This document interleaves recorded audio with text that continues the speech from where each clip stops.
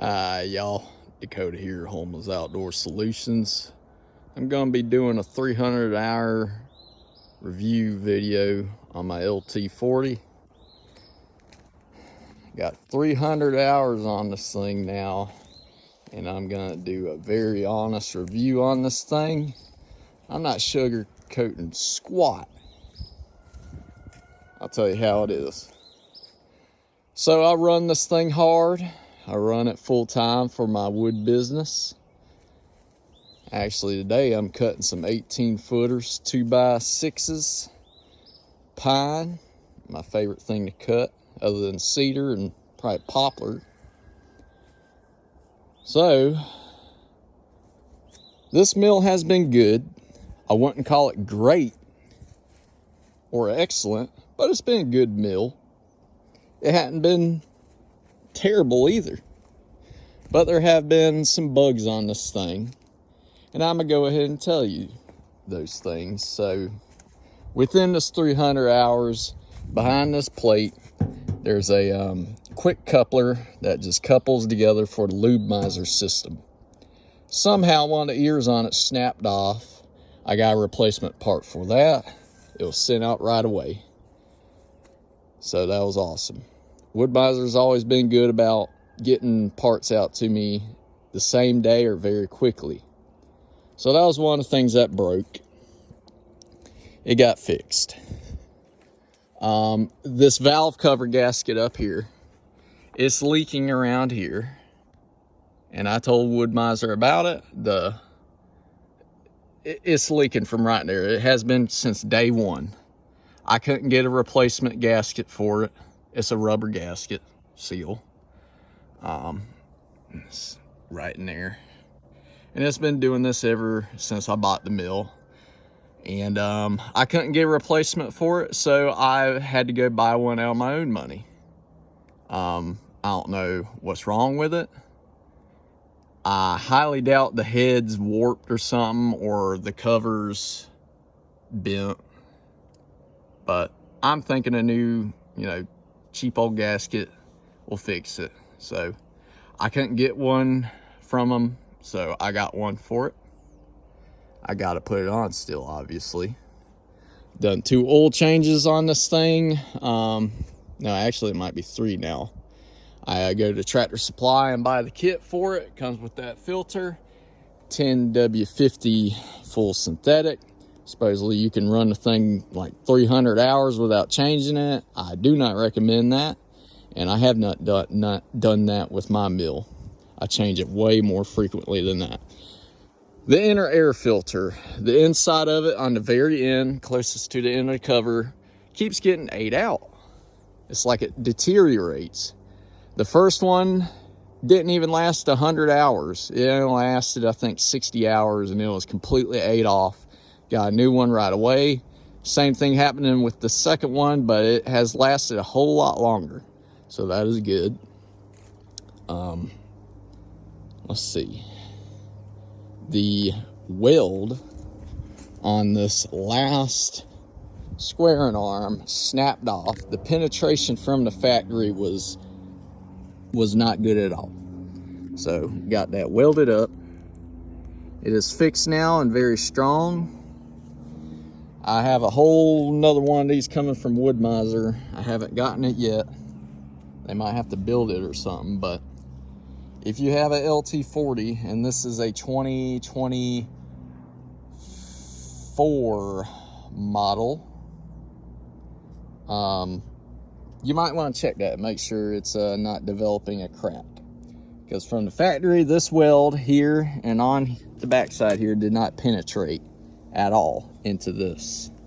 So might want to keep an eye on that. The debarker, the motor up top here, there's a brake inside of there. The way this swing motor is built. The bolts, long bolts that go through this thing were super loose, and the brake inside there burnt up, and it would not swing in or out. I got a replacement for it. That fixed the issue.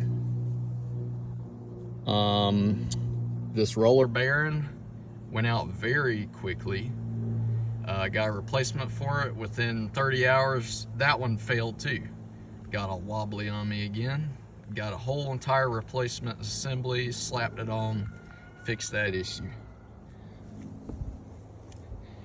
Another issue I've been having with this thing is random, just wanting to shut down. I'll be making a cut and then it'll start bogging down and nearly shut off. I disengage the clutch, let it regain idle, continue, flip it back on, continue my cut. I've had it where I've had to do that sequence 5 times in a row to get through one cut through the log, and it's random. Past 2 days I've run this thing, have not had an issue at all with it. It's ran perfect. So I'm thinking, and from talking to the engine department, this high pressure fuel pump here might have something in it. I have not checked it yet, but it would not be a hard part to replace because it's easy. It bolts on and it's got a sensor there and some hoses. Wouldn't be that big of a deal. I've replaced the fuel filter, always have had clean gas in it. Yeah, air filters are good, engine oil's good. So talking with the guy, I think that's what the issue is, but it's random. So it's very annoying when it does happen. And I blew this tensioner out at 3 hours. That was my fault. I had the set works on, did auto down over my cant, and the blade, bent up really far, flipped over the blade guides somehow, didn't bend anything, it just blew the seals out in this. Replaced that, and it's been fine ever since, although this thing does not hold good tension for the first couple of cuts. It might be 5-6 cuts till this thing is finally holding steady pressure, which I keep mine at 3,000.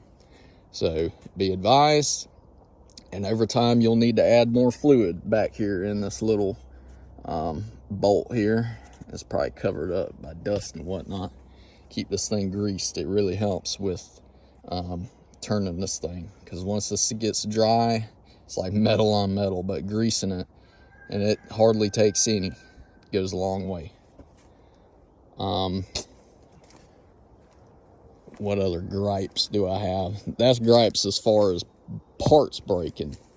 One gripe, another one that I have about this thing is this debarker will not stay hugged up against a log. You have to constantly flick that debarker toggle switch for that debarker to stay up against the log. Say your log has a big dip in it. That debarker will stay put and go straight through and not even touch the log unless you flip that switch over. The way this thing's built, maybe it has something to do with a spring, but it just will not hold this thing up against a log for anything. So maybe that's why the motor gets prematurely worn out, is because I'm having to constantly flick that thing to keep it up against the log. I mean, I don't know. I don't know how other brands are with their debarkers, but that's how it is with this one. And I've heard that complaint from another owner of a mill like this, so it's not just me. I mean, heck, other than those things, I really don't have any other complaints. This thing's advertised to cut 21 foot long. Once you get over 18 foot, like what I got here, it gets very tedious. So be advised about that. Get you some fine adjust outriggers if you don't, because these can be kind of a pain sometimes. Of course, they come with the mill, but if you're hooking up to a your truck or whatever you're hauling this with, if you don't have that front jack just right when you're lowering it down onto your hitch receiver ball, that metal rod that comes with this is right there. It'll get jammed in here, and you about near can't get that thing unjammed. It'll be bent down like that and pinned. It'll pinch it from the weight when you go to set down that ball. And you'll know what I mean if it ever happens to you. You about near have to get a machine to pull this tongue up to get the weight off of that pinched bar. So be really careful about that. I've nearly gotten stuck a few times doing that same exact thing. So that was a lot of complaining, and I'm just being honest about this thing. But other than that, it's been fine. It, you know, does a great job. And, and also with the debarker, don't press this thing too hard into your log, because it'll trip the breaker, and then you got to push the little breaker tripper right here. It's even labeled debarker. So you might be doing that a lot if you're really pressing that thing into a log, which don't do that. And the set works. Sometimes it's like it's got a mind of its own. They'll do some crazy stuff, go up and down without me even you know, doing anything to it, which that's kind of weird, but that's very, very random and every once in a while. And another thing, when you crank this thing up, sometimes there'll be barcodes up and down this little screen here. You got to shut it off, turn it back on, it goes away. Problem fixed. This thing came with a laser, and it's right here. I never used the thing. For one, you can't even see it at daytime because it's red. If you had a green one on there, which they should come with green, then you could see it well in the daytime. But anyways, you can get one of those off of eBay, get a green one. But I never even used the laser. I just eyeball it, you know, get down level with the log and blade and eyeball it. And I mean, that works every time. So, but the laser came with the mill, so it was a little add-on. You know, other than that, basic maintenance that I've been doing to this thing's been chugging right along. It's been doing well. It's made me some money, and it's been doing good. Massive upgrade from an LT40. That's what I came from. Coming to this mill, huge upgrade. This thing's like a Cadillac. Don't expect to get huge board footage numbers out of this thing if you're sawing solo. It's not going to happen. You know, bigger logs, you can get more board foot out of those. But if you're working solo, if you're having to get those cuts off the mill by yourself and you don't have a machine, gosh, be prepared to wear yourself slap out. There's some manual labor involved in this. Of course, that's what sawmilling is if everything's not automated, but the hydraulics on this thing are strong, but obviously they got their limits, and I've, you know, maxed them out where they will not work sometimes. So you can't expect this thing to roll a 15,000 pound log or pick one up. It will not happen. This thing definitely has its limits, but overall, I've been happy with it. I would definitely, you know, get a LT40. That one's a much more productive mill than this one, but if you're sawing solo, a mill like this will keep yourself busy a lot. And it'll probably wear you out too. If you don't have equipment, you know, I got a skid steer with forks, that helps. But if you don't have any equipment, you just got a mill, be prepared to be wore out. Having support equipment absolutely makes a difference. Another thing, one last thing before I kill this video. I did, while turning a log one time, made this bunk right here pop up in the air. These bolts right here got loose, which allowed that end to drop down. It was an easy fix. I just knocked it back down, adjusted it, and then tightened those bolts back down along with all the other ones, which they did come loose. So keep a check on those.